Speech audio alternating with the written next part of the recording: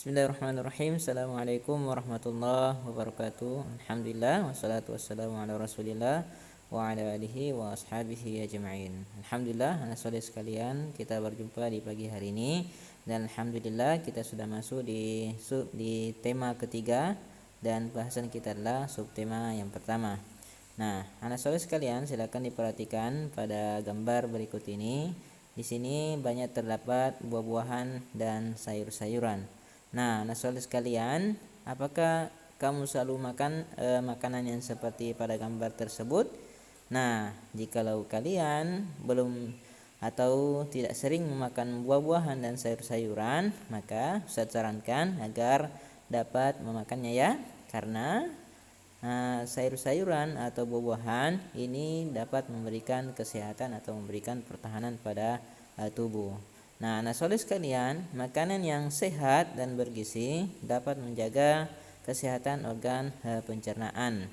Biasanya kita mengenal jenis bahan makanan dari promosi yang disajikan dalam bentuk iklan. Nah, anak soleh sekalian mungkin pernah biasa melihat iklan yang isinya yakni mengajak seseorang atau masyarakat agar menggunakan makanan yang sehat, ya, lagi menguntungkan. Nah, iklan merupakan suatu pesan tentang keunggulan suatu produk atau jasa yang ditujukan kepada masyarakat. Dan iklan ini anak soleh sekalian, ya, biasanya dipasang di tempat umum dengan menggunakan kalimat yang singkat, jelas, dan menarik. Iklan juga menggunakan gambar yang sesuai isi iklan, ya. Jadi sebagai contoh terdapat gambar, maka gambar harus sesuai dengan isi tulisan yang ada pada iklan tersebut, ya, bukan sebaliknya. Contoh, ya, gambarnya mungkin makanan tetapi kalimat ajakannya bukan sebagai makanan yang dicantumkan, ya. Nah, ini sifat dari iklan. Berikut media penyampaian iklan itu ada beberapa model, ya. Ada dari media cetak maupun dari media elektronik, ya. Contoh, jikalau dari media cetak itu biasanya ada surat kabar atau majalah, sedangkan dari media elektronik contohnya adalah radio atau TV. Nah, anak soleh sekalian, iklan itu disajikan secara menarik dengan kata kunci dan gambar sesuai dengan tujuan iklan. Nah, kata kunci yang dimaksud adalah kata-kata inti dari iklan yang ada. Jadi mungkin kata-kata inti ini adalah mengajak, sifatnya mengajak masyarakat agar senantiasa mengikuti atau dapat menggunakan apa yang ada di dalam iklan tersebut. Nah, perhatikan contoh iklan berikut ini, ya. Terdapat ada buah atau gambar, ya, sayur-sayuran, ya, dan buah-buahan di mana terdapat ada anak kecil. Nah, kata iklannya, makanan sehat dan bergizi, pentingnya pertumbuhan otak anak Anda. Kata kuncinya dari iklan di samping adalah pertumbuhan otak anak. Nah, tujuan iklan di samping ini mengajak masyarakat mau mengkonsumsi makanan yang sehat dan bergizi demi pertumbuhan otak anak-anaknya. Jadi sifatnya adalah yang terpenting adalah mengajak. Nah, anak soleh sekalian, perhatikan pada gambar ini terdapat ada seekor sapi. Nah, untuk menghasilkan susu, makanan yang aku konsumsi harus baik. Apakah kamu tahu bagaimana sapi mencerna makanannya? Nah, anak soleh sekalian, sapi ini termasuk hewan yang memiliki sistem pencernaan yang lebih spesifik atau lebih spesial dibandingkan dengan hewan-hewan yang ada, karena dia memiliki beberapa atau sistem pencernaan, ya, yang lebih lengkap dibandingkan dengan hewan-hewan yang ada. Nah, anak soleh sekalian, sapi tadi ini merupakan hewan ruminansia. Nah, seperti apa itu hewan ruminansia? Yakni kelompok hewan mamalia yang biasa memama atau memakan 2 kali, ya, dan dikenal dengan hewan memamah biak. Pada hewan ruminansia itu terdapat 4 bagian lambung dengan fungsi yang spesifik. Nah, anak soleh sekalian, ya, seperti apa contoh atau hewan yang masuk dalam ruminansia? Ya, ternyata ada sapi, kerbau, rusa, domba, kambing, dan kijang.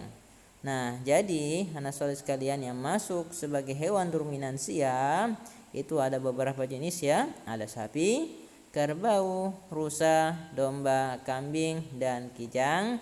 Ya, karena dia memiliki lambung dengan fungsi yang spesifik. Nah, seperti apa fungsi spesifik tersebut? Nah, berikut nanti kita akan jelaskan ya bagaimana lambung yang dimiliki oleh hewan ruminansia ini. Contohnya yang kita ambil di sini adalah sapi. Nah, perhatikan gambar pencernaan sapi berikut. Ya, anak soleh sekalian mungkin sering melihat sapi ya. Nah, akan tetapi yang dipikirannya mungkin sapi memiliki seperti sistem pencernaan pada manusia, namun tidak ya. Nah, perhatikan sistem pencernaannya ya. Ada mulut. Nah, di mana di dalam mulut ini sapi terdapat gigi, lidah, dan saliva ya, atau kelenjar air liur. Kemudian makanan masuk ke kerongkongan atau sering kita sebut sebagai esofagus. Dan esofagus ini merupakan saluran penghubung antara rongga mulut dan lambung. Nah, ternyata di lambung sapi ada 4 ya. Nah, perhatikan bagaimana keempat tersebut. Yang pertama ini adalah rumen. Perhatikan pada gambar seperti apa yang dimaksud dengan rumen. Rumen ini tempat terjadinya pencernaan dengan bantuan mikroba atau bakteri. Nah, di sini makanan dicerna hingga menjadi bubur. Pada saat sapi beristirahat, makanan kembali ke mulut dan dikunyah kembali. Wah, seperti apa proses tersebut? Ya, makanan sudah masuk ke lambung, ya, namun bisa kembali ya diambil ya atau diolah kembali lagi menuju ke mulut. Nah, namun seperti itulah ya bentuk spesifik dari sistem pencernaan yang dimiliki oleh sapi ya, dari mulut masuk ke lambung kemudian kembali ke lambung ke mulut ya. Kemudian yang berikutnya analah retikulum, setelah dari mulut masuk ke retikulum. Nah, retikulum ini makanan mengalami proses fermentasi dengan bantuan bakteri anaerob dan protozoa. Di sini juga terjadi penyaringan benda-benda asing yang masuk bersama makanan agar tidak masuk omasum. Kemudian berikutnya dari retikulum itu kemudian dialirkan atau dimasukkan ke omasum. Nah, di omasum makanan dicerna dengan bantuan enzim pencernaan. Nah, setelah dari omasum baru kemudian dialirkan atau dimasukkan ke abomasum ya. Nah, abomasum ini merupakan perut yang sebenarnya ya. Nah, di sini makanan dicerna dengan bantuan enzim pencernaan. Jadi anak soleh sekalian ya, lambung atau sistem pencernaan pada sapi itu ada 4 ya. Nah, ada rumen, kemudian setelah dari rumen ya dimasukkan kembali ke mulut ya, kemudian dari mulut baru dimasukkan ke retikulum, dari retikulum dimasukkan ke omasum ya, dan dari omasum baru kembali dimasukkan ke abomasum.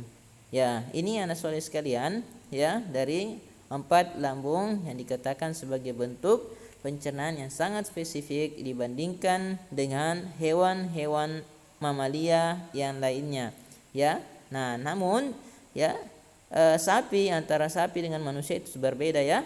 Nah, setelah dari abomasum itu kemudian dimasukkan ke usus. Nah, usus sapi itu yang dewasa itu bisa mencapai 40 meter. Di dalam usus tersebut itu terjadi proses penyerapan dan fermentasi. Kemudian setelah itu dialirkan ke anus, tempat keluarnya feses sapi. Nah, ini anak soleh sekalian ya, proses pencernaan pada ruminansia.